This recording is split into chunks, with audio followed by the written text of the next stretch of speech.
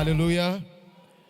Tugwaye ikaze mu nzu y'Imana kuri Harvest Bible Fellowship Rwanda, itorero ryanjye n'umuryango wanjye, itorero ryawe n'umuryango wawe. Nkuko Java watwakira bivuze, uyu ni umwaka wo gukoreshwa n'Imana ibihambaye kurushaho, kuva mu bwiza tujya mu bundi, kubw'ubuntu bugeretse ku bundi. Hallelujah.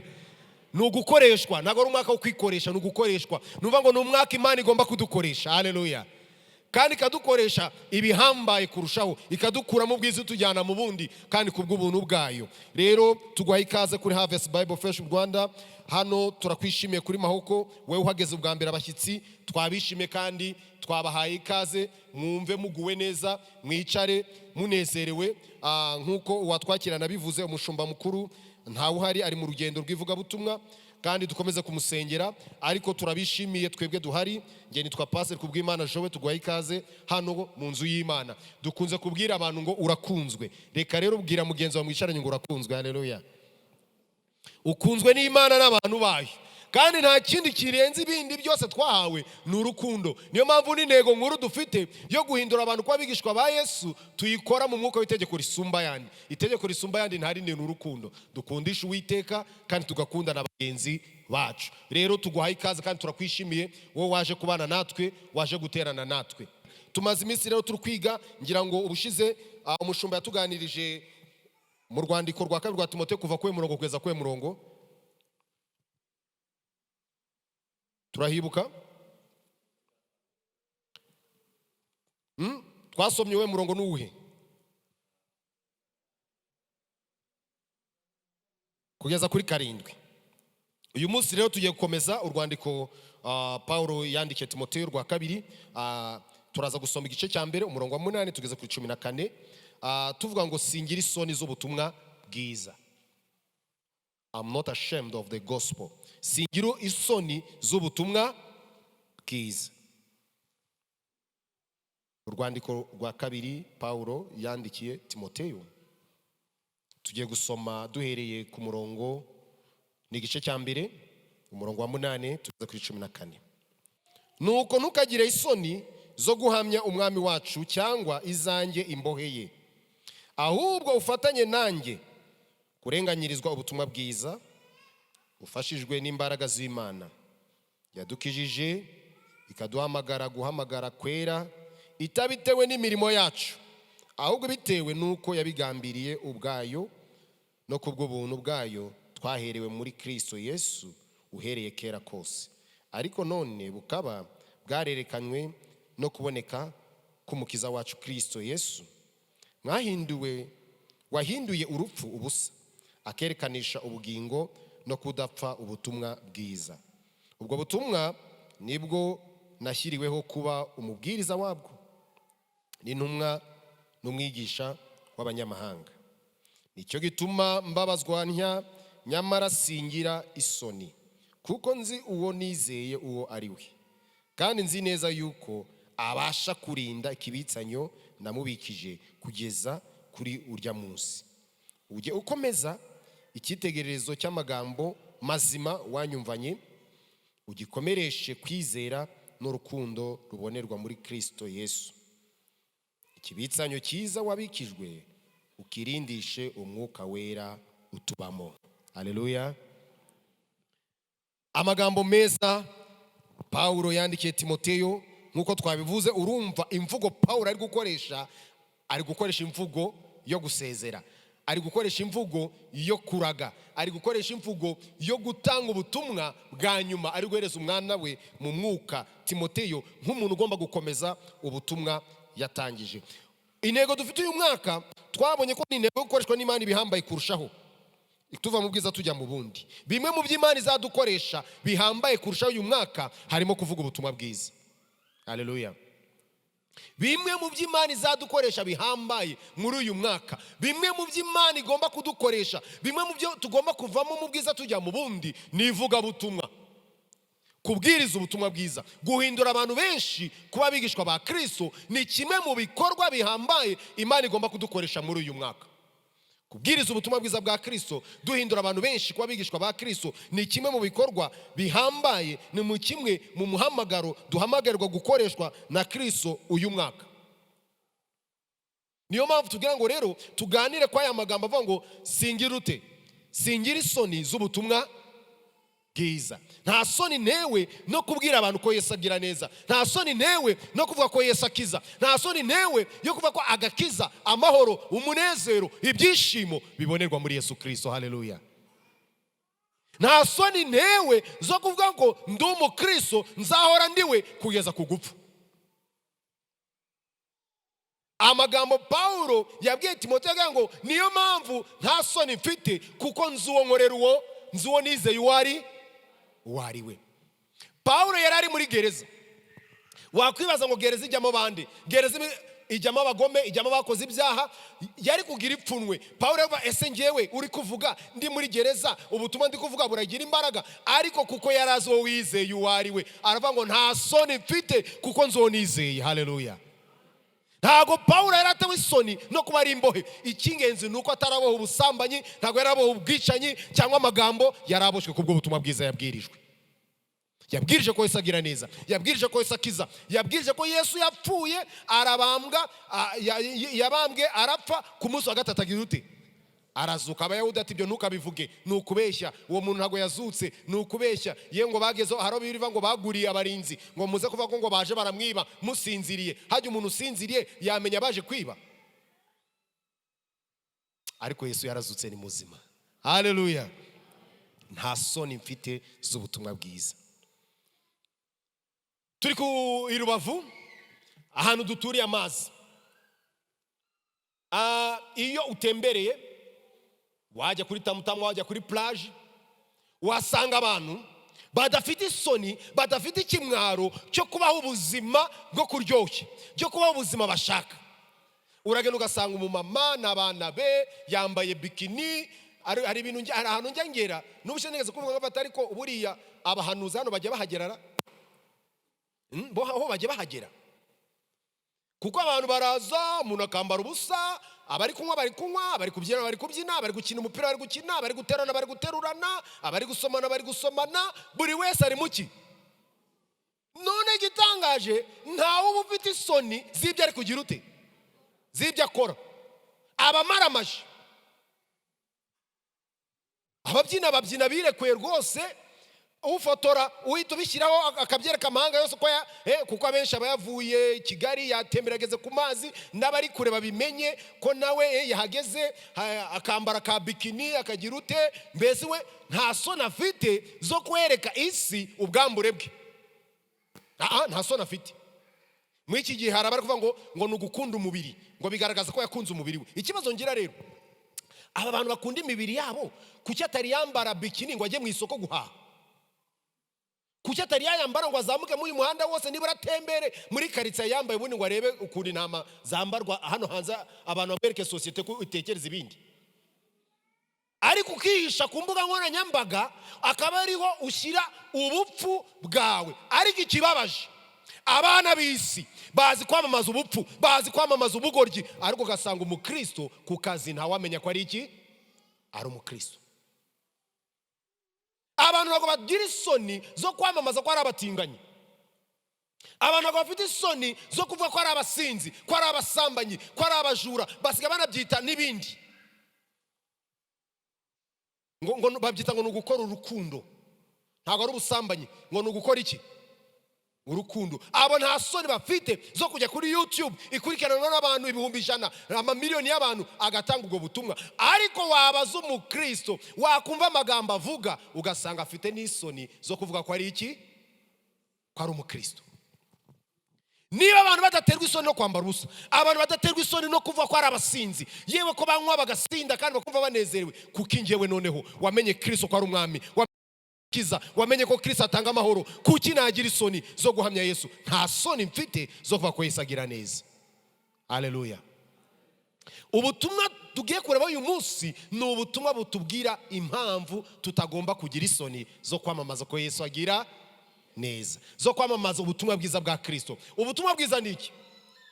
Ubutumwa bwiza, iyo bavuga ubutumwa bwiza cyangwa gospel, ni amagambo yoroshye. Ni ukuvuga ko Yesu ari umwana w'Imana, ari Imana yigize umuntu, ikaza mu isi, agapfa, akazuka, kugira ngo umwizera wese atarimbuka, ahubwo ahabwe ubugingo bugira ute, ubundi bwo nibwo butumwa bwiza. Nukubwira umunyabyaha ati mubo Yesu yapfire nawe ugize ute urimo, n'umwizera nk'umwami n'umukiza ukemera ko mubo yapfire nawe urimo, kandi ukemera ko yapfuye akazuka, nawe ufite iki?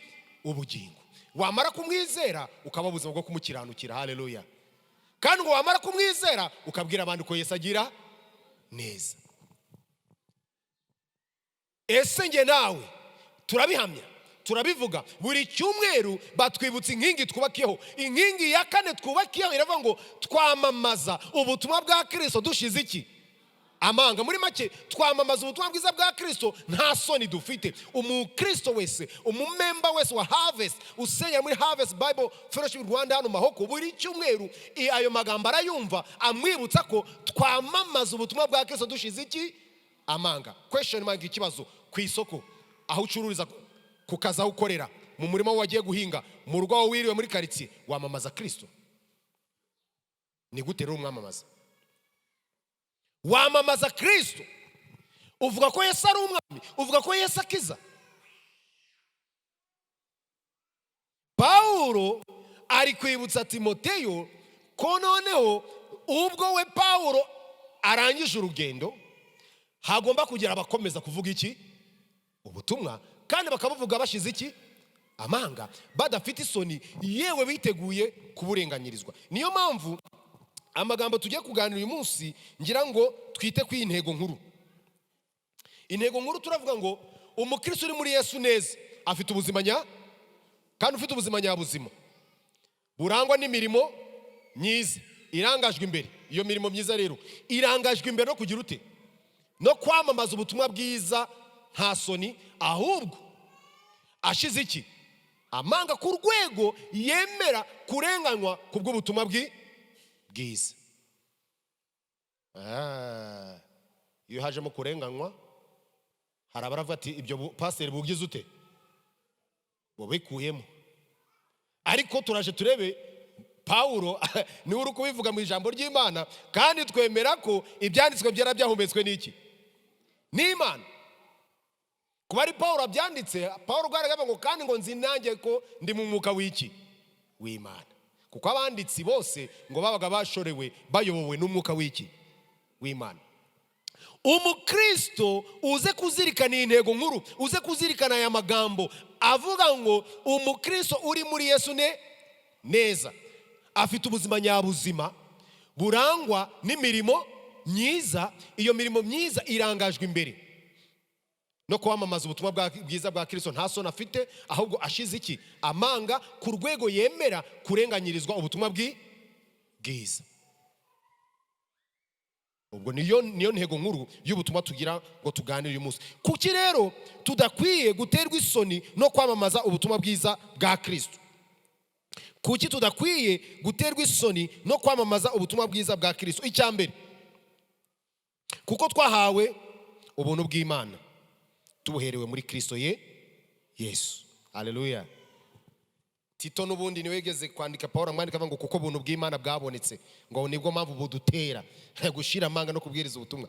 Kuko twahawe ubuntu bw'Imana tubuherewe muri Yesu Kristo, ni impamvu tugomba gushira amanga tukamamaza ubutumwa bwiza. Ubuntu ni ikintu gikomeye cyane. Ubuntu ni Kristo, ni imbabazi, ni urukundo twagiriwe. Kuko ubwo twari abanyabyaha, Kristo yapfuye ku bwacu. Ubwo n'ubuntu twagiriwe, nta kiguzi twatanze.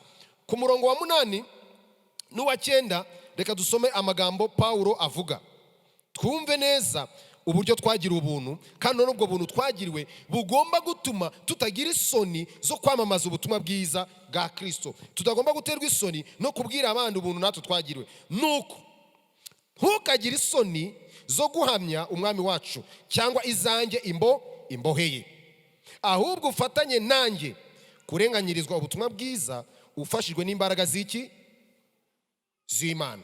Ufashijwe n'imbaraga z'Imana. Ku murongo wa 9, yadukijije ikaduhamagara guhamagara kwera, itabitewe n'imirimo yacu, ahubwo ibitewe nuko yagize ute? Yabigambira ubwayo no kubw'ubuntu bwayo twaherewe muri Kristo Yesu. Haleluya. Uhereye kera kose. Mu by'Abanyarwanda birahira, umuntu yirahire wamuhaye iki? Inka. Umuntu kera yiyerahiraga wamuhaye isuka, ati yamuhaye isuka runaka, kuko amasuka yaduka yarahenze, kuyibona byabaga bigoye. Iyo umuntu yagwaga isuka yabaga igikoresho gihambaye cyane kiragufasha guhinga ukeza ukabaho. Yabaga kugiriye ubuntu, ukamwirahira, ukagira umuntu uhora wivuga, ukagira ntago washoboraga guterwa isoni n'ikimwaro cyo kuvuga umuntu wakugabiye. Kana n'uyu munsi ku banyarwanda bagifite umuco, umuntu wakugabiye aba ari inshuti yawe, aba ari inkoramutima yawe, aho uri hose uramuvuga. Hano Paulo ari kubwira Timoteyo none ati rero ntukagire isoni zo kwamamaza. Kuki utagomba kugira isoni? Ibuka ko twagiriwe ubuntu bidaturutse ku mirimo. Ntago ubuntu nagiriwe bishingiye ko navukiye, kuko navukiye kwa Pastel, kuko navukiye mu nzu y'Imana. Bishingiye kuko Kristo yankunze nkiri umunyabyaha, ntari nabaho, Kristo yaranze. Haleluya.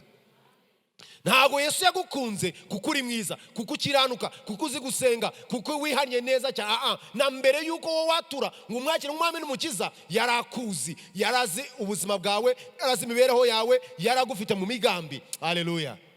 Ni ubuntu twagiriwe kugira ngo umwami w'abami, Imana yigira umuntu, Yesu yemere kubambwa, apfe ku bwacu tukiri iki? Tukiri abanyabyaha. Mu yandi magambo, Yesu ntago yadupfiriye kuko twabisabye. Niyo mpamvu ari ubuntu twagiriwe. Yadupfiriye twebwe tukiri mu byaha, mu businzi, ubujura, ubusambanyi, amagambo, kuroga. Ibyo byose bikiturimo, Yesu yarabambwe kugira ngo abarozi, abasinzi, abasambanyi, abajura, abanyamagambo, ababaswe n'amacakubiri, nitumwizera tukamwakira, tubabarirwa ibyaha byacu. Haleluya. Ikigaragaza ko umuntu yababariwe, ikigaragaza ko umuntu yagiriwe ubuntu, ni uko umuntu yagiriwe nawe agenda akabubwira abandi. Akabwira ngo nari mboshwe, ntago nari nzi Yesu, ariko none ni igitangaza ko nanjye nagize ute? Nabohowe. None Yesu arambohowe. Umva mwene data, nawe Yesu yakubohora. Aho mu businzuri nanjye nari mpari, aho mu bujururi nanjye nari mpari, aho mu magambo nanjye nari mpari, ariko Yesu angirira iki? Imbabazi. Ubwo buntu yagiriye nawe yabukugirira. Ntago ngomba guterwa isoni no kubwira abantu ayo magambo. Niba umusinzi ataterwa isoni zo kwamamaza ubusinzi, niba umusambanyi ataterwa isoni zo kwamamaza ubusambanyi, nta mpamvu yuko naterwa isoni no kwamamaza Yesu Kristo wabambwe akamfira nyiri umunyabyaha akambabarira nkaba ngenda nemye. Haleluya. Igihe kirageze ngo natwe tubwire abantu ko Yesu agira neza. Igihe kirageze ngo natwe tubwire abantu ko Yesu yatubabariye. Ese isoni ufite n'iziki? Isoni ufite n'iziki? Kuki utabwira abantu ko Yesu agira neza? Uzi impamvu umuntu ugifite isoni, umuntu ugifite ubwoba, nuko atari yamenya ubuntu yagize ute? Yagiriwe. Kuko twahawe ubuntu bw'Imana buturuka kuri nde? Tubuherewe muri Kristo. Iyo ni impamvu yo gutuma ngenda ntabwo bangize ute? Mfite nkavuga. Buriya kugira ngo byumve neza, Nyakubahwa Perezida wa Repubulika arangije agwamaga akaguha ubutumwa ati ngaho genda ubwire abaturage ibi n'ibi kuri iyo shusho. Perezida araguhamagaye kuri televiziyo, kuri bose babireba, ati nyira runaka cyangwa se runaka, genda muri Rubavu untangirire ubutumwa. Waza ukamuvuga wihishe? Yego. Nahashaka bari guverineri umeze gute, nihashaka bari umuntu ukomeye gute, apfa kumenya ngo intumwa ya Nyakubahwa Perezida wa Repubulika yagize ute? Yaje. Baravuga ati reka twakire intumwa ya Nyakubahwa Perezida wa Repubulika. Tugezehe ubutumwa yagize ute? Ntabwo uzajya muri karitsiye ngo wihishe. Ibinyamakuru bibaho n'ibitaba byo muri Rubavu bigomba kuza ugatanga ubwo buhamya kuri bose bagira ute? Ugomba guhita ya ndirimbo ya Tongo bose babireba, bose mbese ugomba kubivuga bose babireba. Urenze Perezida wa Repubulika ari hano, niwe Kristo, niwe dufite. Haleluya. Yesu ari hejuru y'abami, ari hejuru y'abatware, ari hejuru y'abakomeye. Yaduhaye ubutumwa, ubwo butumwa yaduhaye nubwo kugenda kubwira abantu ko abakunda, ko mubo yapfire nabo bagize ute? barimo. Nta mpamvu yo kubyihererana, nta mpamvu yo kugira isoni, nta mpamvu yo kuvuga wihishahisha, nta mpamvu yo kuvuga utitira. Yesu Kristo ni umwami w'abami. Ubutumwa bwe tugomba kuvuga dushize iki? Amanga. Kandi tukavuga ku mugaragaro. Kuki waterwa isoni no kubwiriza Yesu kandi Yesu yarakugiriye iki? Ubuntu. Wagiriye ubuntu, nagiriye ubuntu, turababarirwa ibyaha. Paulo ari kuvuga ngo ntukagire isoni zo kuvuga ubutumwa bwiza bwa Kristo, nanjye imboheye. Muri make, ntugatinye kuvuga ko nanjye nubwo mboshywe, nanjye namamaza Kristo. Yewe ntukahita ngo nukuri umukene. Hari abantu bavuga ngo mana si mujye mureka abize babivuge, mujye mureka abahanga babivuge, mujye mureka abariye babivuga. Urwego uriho rwose ushobora kwamamaza Kristo. Nanjye imboheye, ntugaterwe isoni zo kuvuga, kuko ubwo butumwa nibwo mbohewe. Nushaka ubutariye, nushaka uburi kurenganywa, nushake uburi kugira ute, upfa kuburi kurenganyiriza ubutumwa bwiza. Amamaza, vuga ko Yesu agirane neza. Ikintu cya mbere kigomba kudutera imbaraga, kigomba gutuma tutagira isoni, nuko twagiriwe iki? Ubuntu. Twagira ubuntu. Muri make twaragabiwe. Agakiza ntago twakaguze. Iyo abantu baguze ibintu bihenze babibika ahantu hihishe, hari n'abashyira amakode niki. Ntago umuntu yagura izahabu cyangwa iki ngo ayibike muri saro ko yiboneye, ayishyira ahantu hagize ute. Ntago rero twebwe ubutumwa bwiza nubwo ari ubw'agaciro, ari ikintu cyo guhisha, kuko ubutumwa bwiza burihagije. Ntago bukeneye abarinzi bo kuburinda, nta nubwo bukeneye abantu bo kuburwanirira. Icyo dukora gusa twebwe ni ukubuvuga. Haleluya. Ni ukubuvuga, ni ukwamamaza Kristo. Rero ubutumwa bwiza twabuherewe ubuntu, reka natwe tubutangire iki? Ubuntu. Niba ujya ugira isoni, ujya utavuga, nakugira inama kubanza ukihana, ukagira ubuntu, nawe ukakira ubuntu bw'Imana ari we Yesu Kristo, akakubabarira. Yamara kukubabarira ukabona kubwira abandi. Ariko niba warababariwe, niba waragira ubuntu, bwira abandi ko Yesu agira neza. Bwira abantu ubutumwa bwiza. Witerwa isoni zo kuvuga Yesu Kristo, witerwa isoni zo kuvuga ko Yesu agira neza. Impamvu ya mbere rero igomba gutuma tutagira isoni zo kwamamaza Kristo, nuko twagiriwe ubuntu bw'Imana. Ubwo buntu kandi twabuherewe muri Yesu Kristo. Icya kabiri kigomba gutuma tutaterwa isoni no kwamamaza no kuvuga ubutumwa bwiza, kuko Yesu yatsinze urupfu akaduha ubugingo no kudapfa. Haleluya. Yesu yatsinze urupfu aduha ubugingo no kudapfa. So mu murongo wa 10. Ariko none bukaba bwarerekanywe no kuboneka k'umukiza wacu Yesu Kristo. Yesu wahinduye urupfu ubusa, akerekanisha ubugingo no kudapfa ubutumwa bwiza. Haleluya. Umuntu uri hano ushobora kuvuga ko adatinya urupfu, yababeshye.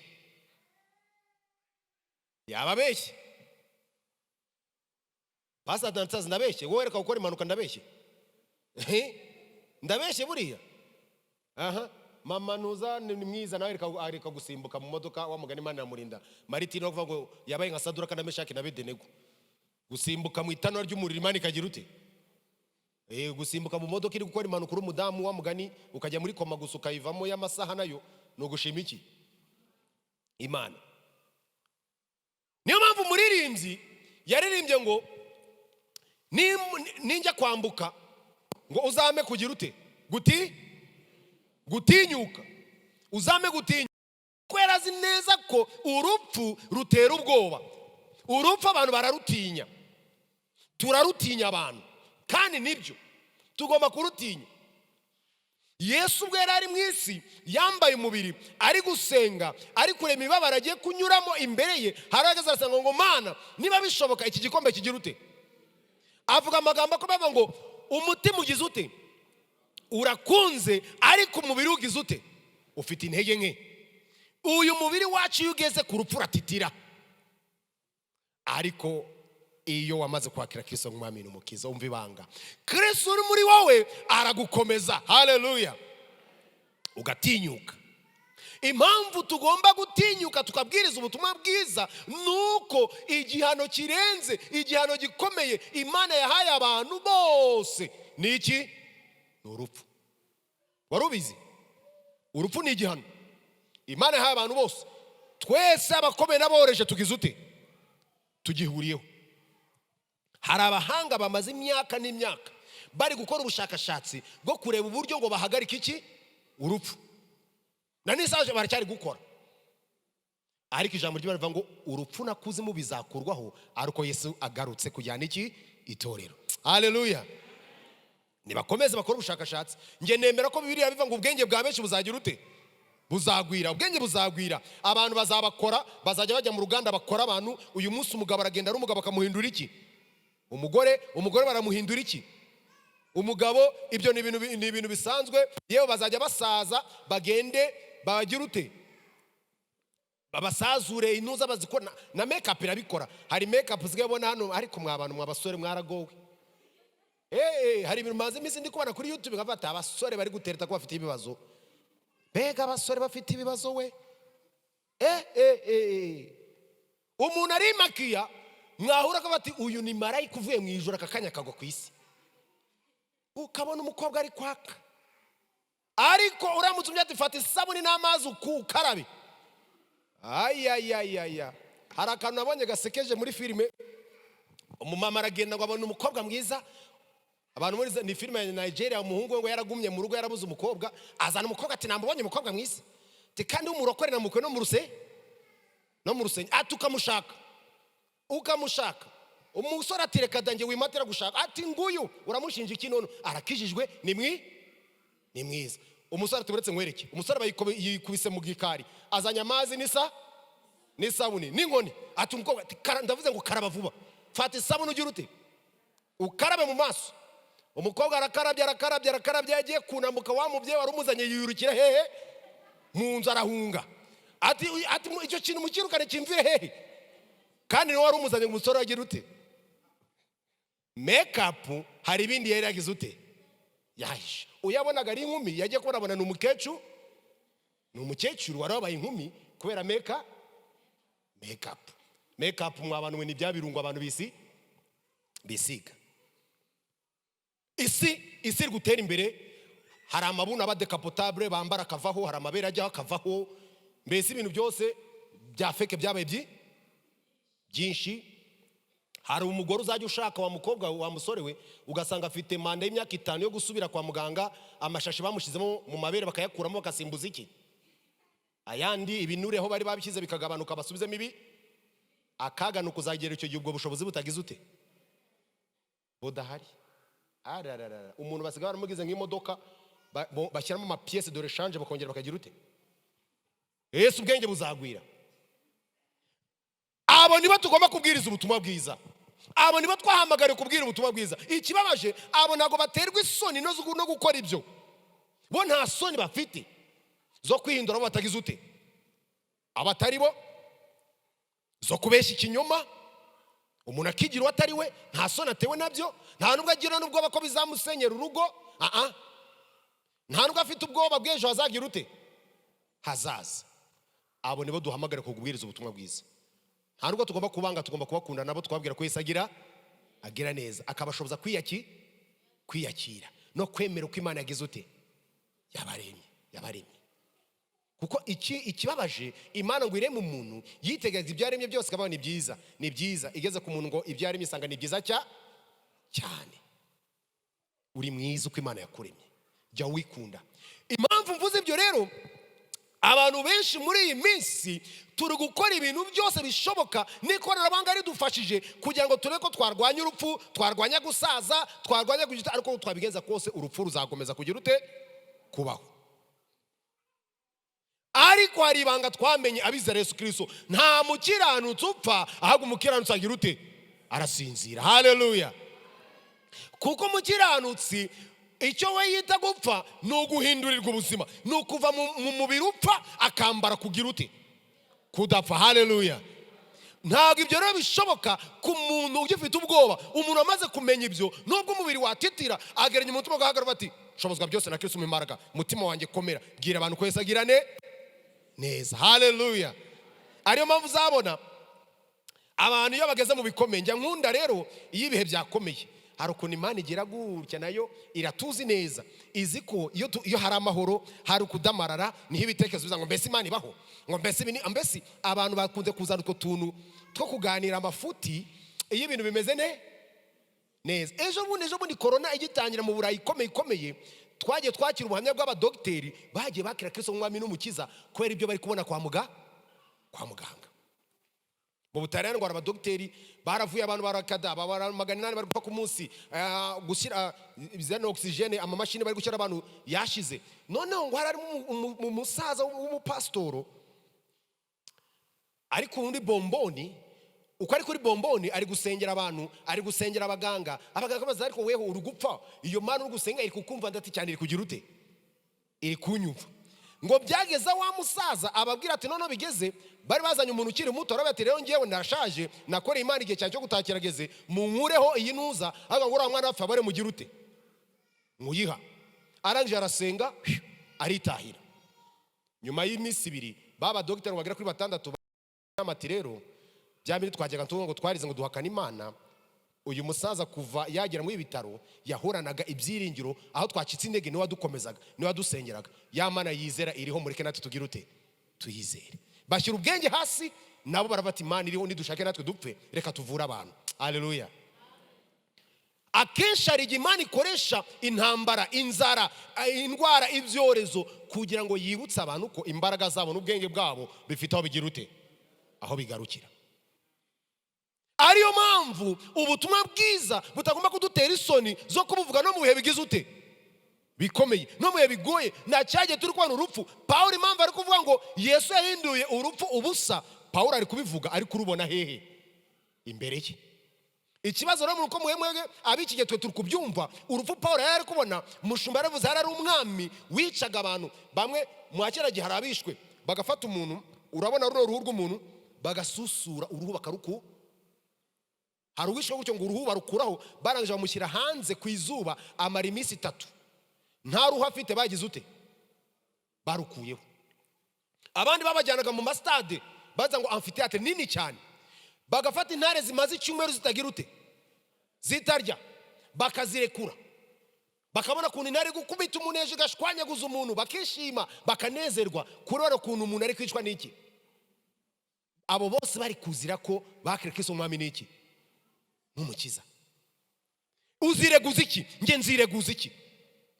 Ejo muri hari uwatuganije kuri ku mwana wa Yefuta, wa umukobwa ageze arabati data reka ngende ndire ubukumi bwanjye n'ingaruka nze untambe umigura umuhigo, ushaka kugicaniro unyice. Ese uzagera imbere y'umukobwa wa Yefuta wireguza iki wewe? Ngo Mana ngo twari mwisi, ngo twadufite umubiri. Yosefu yahuye na nyirabuja aravati sinacumura ku Mana, arakiranuka. Wo mu ijuru nge nawe twe tuzireguza iki? Rahabu yari maraya, arasambana, ariko ageze nyuma ngo twumvishije inkuru zanyu, twumvishije Imana yanyu, twagize ubwoba, nimuza nanjye muzanyize. Uyu munsi Rahabu ari mu gisekuruza cyane cya Kristo, kandi yari maraya, ariko nawe ahitamo gukurikira ubutumwa bwiza. Pawulo yari umwicanyi, uyu turi kuvuga bica Stefano, ariko Stefano aramusengera, aramusabira, nawe yakira agakiza. Nawe ari kubwira abana ati mwere gutinya urupfu, ahubwo mubwira abantu ko Yesu agira neza.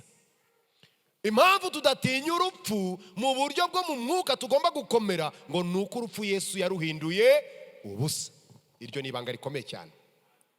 Yaruhindura ubusa kuko yarugize irembo ridukura mu buzima bumwe tujya mu bundi. Uzi impamvu akenshi abantu tugira ubwoba? Satani aba ariko tugira ngo wigenda, hari ugeni habi, ariko ko aza aho tugiye ko ari heza. Warashaka ko turimbukanwa nawe, niyo mpamvu atuzana mu mwuka w'ubwoba. Niyo mpamvu muze kubwira abantu ngo umwuka w'ubwoba uturuka kuri nde? Kuri Satani. Twahawe umwuka wo gutsinda ubwoba kuko Kristo muri nge. Niyo mpamvu na Paulo avuga ngo ntago nge Paulo nishoboza, ahubwo nshobozwa byose na Kristo umiki imbaraga. No mu kuvuga ubutumwa rero, impamvu tutagomba kugira ubwoba nuko Yesu yatsinze urupfu. Kuba yaratsinze urupfu, Kristo muri twe natwe azadushoboza gutsinda urupfu, tuve mu buzima bumwe tujya mu bundi, duhore tumuramye. Haleluya, haleluya. Ejo ijambo twasomye ngira ngo ni Hope bari kutwigisha, aravuga ngo kuko tugoswe n'igicu cy'abahamya benshi. Abo bose ngo bapfuye bafite kwizera. Tuvuze bya Aburahamu, tukavuga ibyande, ibya Enoki, ibya Mose, abo bose bapfuye bafite kwizera. Ngo babonaga ibyagize ute? Ibyasezeranijwe, barabirebaga banezerewe, bafite umunezero. Impamvu babibonaga, bari bafite kwizera. Haleluya. Iyo wagize kwizera ntabwo utinya gupfa, ahubwo aravuga ngo gupfa ni inyungu. Uwo ni Paulo wanditse amagambo. Haleluya. Kuko ari ukuva mu buzima njya mu bundi.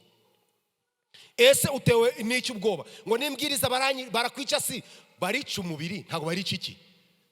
Ubugingo. Twere gutinya rabica umubiri, ariko dutinya ushaka kwica umubiri ngo n'ubugingo byose akabiroha hehe? Muri gihonomo. Uwo ni Kristo, nta wundi ufite ubwo bubasha. Rero kuko ari muri twebwe, urupfu yaruhinduye iki? Ubusa. Impamvu ya kabiri tutagomba kugira ubwoba bwo kwamamaza ubutumwa nuko Yesu yatsinze urupfu. Haleluya. Niba yaratsinze urupfu rero akaba ari muri twe, nta mpamvu yo gutinya ngo baratwica, nta mpamvu yo gutinya ngo biragenda gute. Reka tubwirize ko Yesu agira neza. Twahawe ubuntu, urupfu rwagize ute? Rwaratsinzwe. Nta mpamvu yo kugira isoni n'ubwoba, kuko urupfu ngo Yesu yaruhinduye ubusa. Yaruhinduye ubusa. Umubiri wawe nutitira, ujye ubwira umwuka w'imbere ati mwuka wanjye bwira umubiri ko Kristo agize ute? Yatsinze iki? Yatsinze urupfu. Haleluya. Gupfa tuzava ku isi. Tugende. Yes. Kandi nyaboneka mu byo twitegura, reka tubyitegure. Urupfu ruzaza. Njya ngira ubwoba mbonye abantu ikiri kuza kitara akarengane, bari kucyita akarengane. Nkavuga ngo akarengane ni kaza, bizagenda gute? Umuntu agatinya kujya gusenga ngo bari kumwandika, ngo bari kuvuga ngo bambara agapfukamunwa, ubwo ngo ni ikimenyetso, kandi bari kumubwira kujya none igihe bazashyiraho ku mihanda, ku nsengero, abantu bagomba kuba bari bafite imbunda, barasa, batema, bakubita abagiye gusenga, harya hazasenga bangahe? Uyu munsi ni ikaramu yo kwandika ukinjira mu rusengero, umuntu aratinye. Haza bari kiboko, none uwinjira ngwino, inkoni 100 injira, inkoni 100 injira. Ni bangahe bazinjira? Ngaho twishyire ku munzani. Munze gukoresha ngo meni tekeru farisini. Wapimwe mu bipimo basanga ugize ute? Udashyitse. Reka tureba abashyitse ni bangahe. Kwinjira mu rusengero ni nka bya biboko 100 ba bene data bakubitwe yo bishingiye. Kandi baremera bakabikubitanya unyaboneka. Nono birabaye ko kwinjira mu rusengero ni biboko indembo nziza 100. Abazaza mu rusengero, Perezida korali zabamo bangahe? Abazaranya bagahimbaza bari hehe? Abacuranzi muri hehe? Bazitegura gucuranga ari uko inkoni 100 bagize ute? Bazikubiswe. Uyu munsi kwinjira mu rusengero akaboko k'iburyo baragaca ubone winjire. Bangahe bazinjira? Bangahe bazinjira? Hari abatubanjirije apana kuri hano Uganda. Hano hafi yacu. Hari abahowe iki? Imana. Baratwikwa, baricwa, ariko baravuga ngo twebwe Imana tuzayinambaho. Imana tuzayinambaho. Niyo napfa bamera nka Yobu, baravuga ngo niyo napfa nzapfa nyiringiye, nzapfa nyizera. Ese Imana twakuvaho tukajya he ko ari ufite amagambo meza y'iki? Y'ubugingo. Abo ni abatubanjirije. Ese twebwe uyu munsi duhagaze hehe?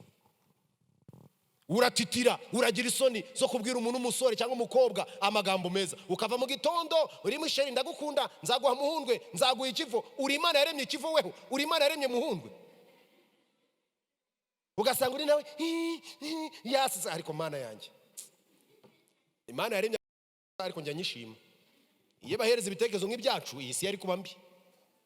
Niyo mpamvu nyarwanya abantu bashaka kuvuga ngo abantu ngo bararinganiye, ngo ibyo bakora byose babikora bya hehe. Abagabo batekereje nk'abagore, iyi si yaba mbi.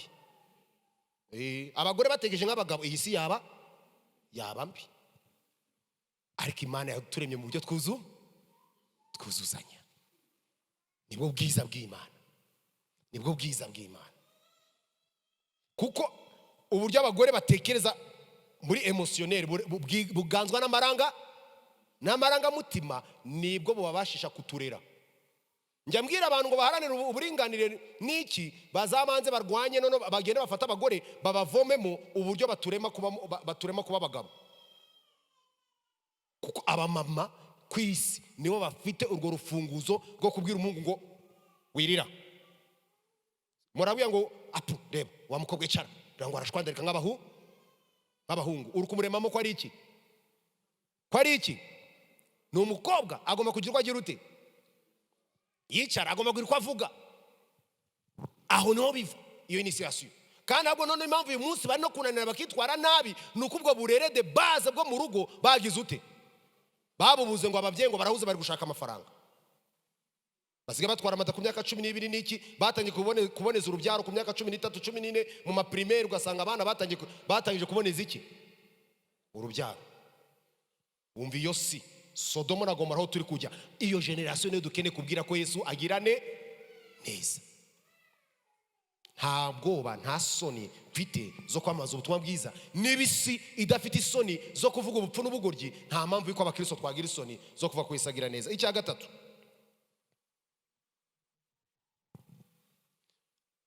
kuko batubanjirije nka Paulo batubera urugero rwiza ko kudaterwa isoni n'ubutumwa bwiza. No mu kanya mbivuza ntanze ingero nyinshi. Soma ku murongo wa 11. Paulo ari muri gereza, Paulo ari kurenganywa, ariko nta soni afite, ntabwo bagize ute afite. Ku murongo wa 11 ari kuvuga ngo iki, ubwo butumwa nibwo nashyiriweho kuba umubwiriza wabwo, intumwa n'umwigisha w'iki, w'abanyamahanga. Nicyo gituma kuri 12 tavuga ngo nicyo gituma mbabazwa nyamara singira iki, singira isoni. Paulo ari kubabazwa kubw'ubutumwa bwiza, ariko ngo singira iki, singira isoni. Nubwo ntukwa, nubwo nyurirwa, ese kuri muri gereza iyo mana yakwita gukuramo, iyo mana ubwiriza kwita gutabara, ariko Paulo ati nta soni mfite. Nubwo ndi muri gereza nashyiriweho kuba intumwa n'umubwiriza w'ubutumwa bwiza. Abatubanjirije barakubiswe, bamwe batetswe mu mavuta, abandi baterwa amabuye nka ba Stefano, ariko bakomeje guhamya ko Yesu agirane neza. Iyi ni impamvu igomba gutuma tutagira ubwoba, nuko si twe ba mbere bavuze ubutumwa bwiza. Tutagiye kuri abo, hari abazungu bagiye bava mu bihugu byabo bakava iwabo, batazi ibinyarwanda, batazi indimi zo muri Afrika, batazi imisozi n'imigezi yo muri Afrika, batazi inyamaswa zihari, bakaza muri Afrika. Hari abagiye bicwa n'abanyafrika, hari abagiye baribwa bakabarya, bakajya ngo igikoko gishya kigize ute. Reba umuntu wari wibereye mu ishyamba abonye umuntu uje w'umuzungu ubwa mbere agize ute, amubonye bakajya ngo ni igikoko, bamwe bakabatera amacumu, abandi bakabarya. Hari niyo mpamvu abamisiyoneri bamwe bagendaga bafite n'abasirikare babarinze, kuko bahuraga n'intambara, ariko ntibigeze bacika intege. Hari benshi baguye muri Afrika, nko muri Ghana hari agace bagezemo barapfa cyane, bisaba kuzamuka musozi bari kwicwa n'imibu. Kwicyo gihe malaria yari imeze n'abica abantu, ariko umwe yarapfaga, ejo undi bakagira ute, bakamwohereza kugira ngo ubutumwa bwiza butugereho. None umaze kumenya ubutumwa, Bibiliya umaze kuyifata, uricaye uragamitse, uragenda mu modoka, uricara iwawe, ukucyumwe ukaza nguje gusenga, nta muntu numwe wabwiye Yesu. Uzagera imbere y'Imana uvuge ko wakoze iki, uzavuga iki? Iyi Bibiliya dufite abantu barayikubitiwe. Hari mwene data muri Canada yoka kutubwiriza hano, atanga urugero rw'umugabo tinda wo mu Bwongereza wahinduye Bibiliya mu Cyongereza, baramutwika ku manywa yangu kuko yahinduye Bibiliya akayishyira mu ki, mu Cyongereza, kugira ngo abantu basome Bibiliya mu rurimi rw'iwabo. Abantu barishwe, abitwa ba Jayisi, abareformiste murabazi, bagiye batwikwa, barakubitwa kuko bari kuvuga ubutumwa bwiza. Umugabo witwa Bunyana wanditse igitabo cy'umugenzi, yamaze imyaka 12 muri gereza, bamuziza bari kumenya ko atagomba kubwiriza ubutumwa bwiza. Abo bose nabatubanjirije. Tutira tujya kuri wa Petro n'abandi. Ukaza hano mu Rwanda hari abo tuzi, hari abo twabanye nabo, hari nabo turi kubona uyu munsi bagiye baba mu buzima bubi, bagiye babwiriza ubutumwa, bamwe bagapfa ukuntu wareba urupfu bapfemo ukababara, ariko insengero turimo aho dusengera ubutumwa dufite nibo bagize ute, babutubwirije. Twebwe nitugera mu ijuru tuzavuga ko twabwirije abandi, tuzavuga ko impamvu tutabwiye abantu ko Yesu agira neza, impamvu tutavuze ubutumwa tuzitwaza iki, tuzireguza iki? Abatubanjirije babaye urugero rwiza rwo kwemera kurenganywa, kujya muri gereza, gutukwa, gusuzugurwa, ariko bavuga ko Yesu agira neza. Haleluya. Nta bwoba nta soni tugomba kugira zo kubwagwana ko Yesu agira neza, kuko abatubanjirije ntibigeze bagira isoni, ntibigeze bagira ubwoba bwo kuvuga ko Yesu agira neza. Iyo ni impamvu ya gatatu igomba gutuma nge nawe tutagira isoni zo kubwira abantu ko Yesu agira neza. Impamvu ya nyuma ya kane ariyo dusorezaho, kuko kwizera, urukundo n'umwuka wera ari intwaro zidushoboza kuvuga ubutumwa dushize iki, amanga. Kwizera, urukundo n'umwuka wera ni intwaro, ni amabombe, ni amasasu turwanisha nk'uru rugamba rwo kuvuga ubutumwa bwiza.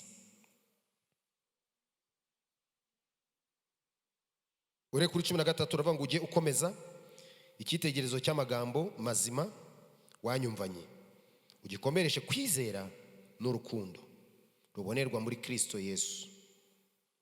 Ikibitsanyo cyiza wabikijwe ukirindishe umwuka wera utubamo. Haleluya. Ikibitsanyo cyiza Paulo yagomeje kuvuga twabikijwe nta kindi ni ubutumwa bwiza. Ubwo butumwa bwiza tutaburindishije umwuka wera w'Imana uturimo ntacyo twakora. Reka mabwire, nushaka uri umuhanga, nushaka ubukomeye gute, udafite umwuka wera w'Imana ibyo uri gukora byose ni zero. Ufite kwizera ibyo uri gukora byose ni iki? Ni zero. Hatari urukundo ibyo twaba turi gukora byose ni iki? Ni zero. Kwizera, urukundo, umwuka w'Imana ni inkingi zidufasha kwamamaza ubutumwa bwiza bwa Kristo dushize iki? Amanga. Izo ni intwaro. Mu ntwaro Paulo yongeye no kuvuga ariko bwa Efeso yongeye kugaruka ku kwizera, akugaragaza nk'intwaro ikomeye cyane. Ageze nyuma aravuga ngo ibindi byose bizashira ariko urukundo rwo ruzagira ute? Ruzahoraho.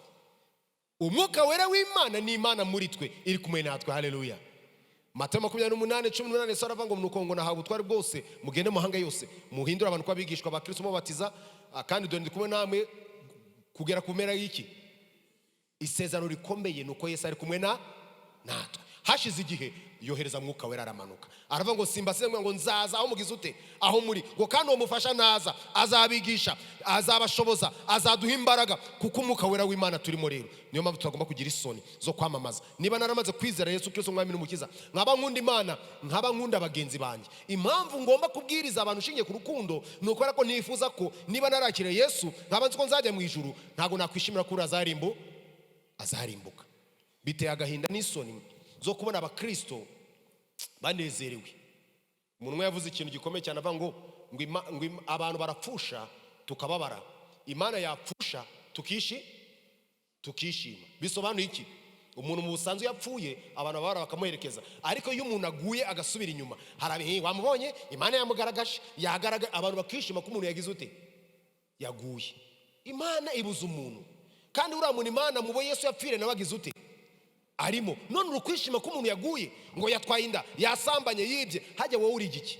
Ntago uri umunyamagambo, ntago uri umubeshyi, ntago uri umwicanye. Kwijambo ry'Imana ngo nututse mwene se ngo dore ngo kiragapfa aba yamaze kugira ute? Kumwica. Wirigura umurozi mu kanwa uvuga abantu nabi, ariko ugacira imanza ngo abasambanye ngo abibye. Twese turi abanyabyaha bababariwe kubw'ubuntu bw'Imana. Rero kubw'ubwo buntu bw'Imana tugomba gushira ubwoba n'amanga tukabwiriza ubutumwa bwiza. Haleluya. Kuko urupfu Yesu yaruhinduye ubusa, reka tubwirize ubutumwa bwiza. Kuko abatubanjirije batubera urugero rwiza, reka tubwirize ubutumwa bwiza. Kubw'intwaro yo kwizera, urukundo n'umwuka wera, reka twere kugira isoni twamamaza ubutumwa bwiza tuvuga kwesagira neza. Ibuka intego nkuru twavuze ko ariyo twongera gusorezaho twibutsa twese ko tugomba kuzirikana ko umukristo uri muri Yesu neza ufite ubuzima nyabuzima. Ubwo buzima nyabuzima burangwa n'imirimo myiza. Iyo mirimo myiza irangajwe imbere n'umurimo wo kwamamaza ubutumwa bwiza bwa Kristo dushize iki? Amanga. Nta soni dufite ku rwego twiteguye kurenganywa turenganyiriza ubutumwa bwiza. Abatubanjije bararenganyijwe ariko bavuga Yesu ko agira neza. Reka twere gutinya, twere kugira ubwoba, tuzirikane ko dushobozwa byose na Kristo duha iki? Imbaraga. Uwo twizeye turamuzi ni Yesu Kristo. Tugiye gusenga Imana. Reka duhagurutse abaririmbyi batambukira imbere, dufatanye dusoze n'ubundi tuvuga ko Uwiteka ari mwiza, kuhoraho ari mwiza, kandi no dusenge dusaba Imana ko idushoboza. Imana idushoboze kwamamaza ubutumwa bwiza bwa Kristo dushize amanga. Reka muri iki cyumweru aho uzagenda ku kazi, aho uzaba uri hose, ntuzagira isoni, ntuzagira ubwoba bwo kubwira abantu ko Yesu neza, ahubwo nawe uzatinyuke uvuge kugira neza kw'Imana, uzatinyuke uvuge ubwiza bw'Imana, kuko Imana twizeye, Imana twiringira ni Imana y'inyarukundo, ni Imana y'inyembabazi, ni Imana idukunda, ni Imana igira neza. Reka ngiye nawe iki cyumweru tuzirikana ubwo butumwa, tugende tuzi ngo neza, ngo umukristo uri muri Yesu neza, ufite ubuzima nyabuzima burangwa n'imirimo myiza. Uwo murimo, iyo mirimo myiza igomba kurangazwa imbere no kubwamamaza ubutumwa bwiza bwa Kristo nta soni, ahubwo ashize amanga, yewe yiteguye no kurenganywa azira ubutumwa bwiza. Mu minota 2 reka turifatanye turimbe tuvuga ngo Uwisaka wuzuye ubwiza ni hawundi ni Kristo turi kuvuga. None dusenge Imana kandi tukuragiza Imana kugira ngo tugire icyumweru cyiza cyo kwamamaza ko Yesu agira neza.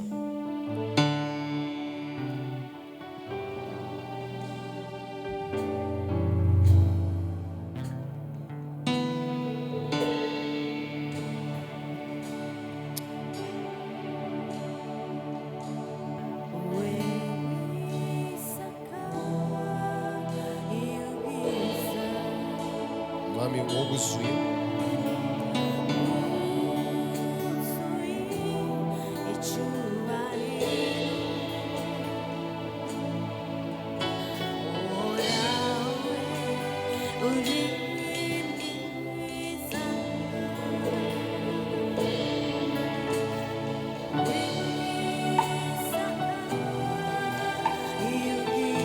Mwami uri mwiza kandi wuzuye icyubahiro.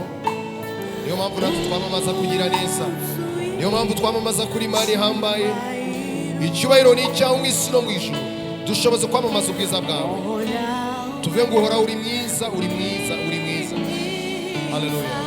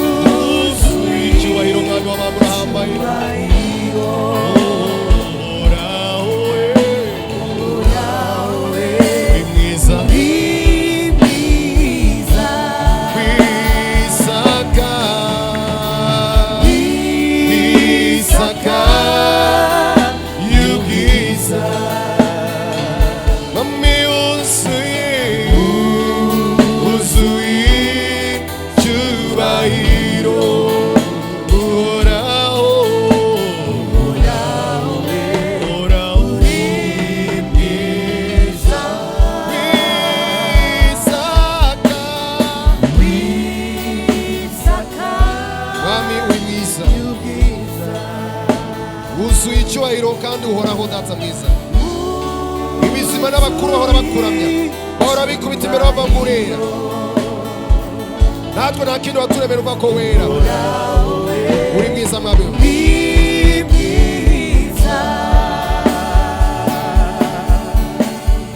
uhoraho uri mwiza nawe usigara hwana nawe. Ibizima n'abakuru bahora bakuramya, bahora bavangurera, bahora bavangura hambaye. Abatubanjirije kuva kuri Adamu kuzamuka kugera ku gihe cyacu, hari ingeri za benshi bagiye bahamya, bavuga kugira neza, bavuga gukomera kwawe, bavuga guhambara kwawe, bagiye bamamaza ubutumwa bwawe bwiza. Natwe uyu munsi Mwami mwiza turashaka ngo kwamamaza ubutumwa bibe muri twe, guhamya bibe muri twe, tubwire abantu kugira neza kwawe, tubwire abantu urukundo rwawe, tubwire abantu guhambaye, tubwire abantu kuri hejuru y'amajuru. Reka utumare ubwoba Mwami mwiza, uduhereze gutsinda ubwoba kubw'ubuntu bwawe, kuko watsinze urupfu, kubwo abatubanjije bahamije, kubwo kwizera, kubw'urukundo, kubw'umwuka wera. Dushoboze kwamamaza ubutumwa aho ducuruza ku kazi, aho tugenda, aho twirirwa, udushoboze kwamamaza ubutumwa, udushoboze kuvuga ko wera, udushoboze kuvuga ko uhambaye, udushoboze kuvuga ko ugira neza. Reka bari mu byaha udushoboze kubabwira ko bakunda, icyo wanga ari ibyaha, maze nabo bihane. Turatura Mwami mwiza, iki cyumweru uzabane natwe, turatura ngo abazakora ingendo uzabarinde, abarwayi bakize, abacuruzi uzabahereze kunguka, abashomeri bahereza akazi, abarwayi bakize mu izina rya Yesu. Abagize ibyago turabasabira kwihangana, komeza data mwiza. Abateranye umunsi tubatura umugisha, abatanze amaturo, abafasha kukuramya no guhimbaza, abakira abashyitsi, abakoze umurimo wose mu bana ari hose, uwagize icyo akora kubw'ubutumwa bwawe, kubw'uyu munsi tumusabiye umugisha. Reka iki cyumweru tuzabona ubwiza bwawe. Abashyitsi batugenda tubasabiye umugisha, abakora ingendo barinde bagere mu rw'amahoro, abazagaruka gusura, abazagaruka kubana natwe turabasaba ngo nibagaruka bazagaruka bakiri mu bwiza n'imbaraga zawe, kandi aho bagiye nabo bakomeze kwagura ubwami bwawe, bakomeze kubwira abantu kuri Imana, bere kugira isoni zo kwamamaza ko Yesu ugira neza. Urakoze mwami kubwo butumwa bwiza, urakoze kubw'amagambo meza, urakoze kubwo tugurinda, urakoze kubwo gukiza abantu, urakoze kubwo twagura, urakoze kubwo kuduteza imbere, urakoze kubwo kutugira neza. Icyubahiro n'ubuntu n'imbabazi bibi byawe n'iteka ryose urakoze mwami w'abami. Amen. Mujyane ubwiza bwa Yesu Kristo, kandi murakunzwe n'Imana n'abantu bayo.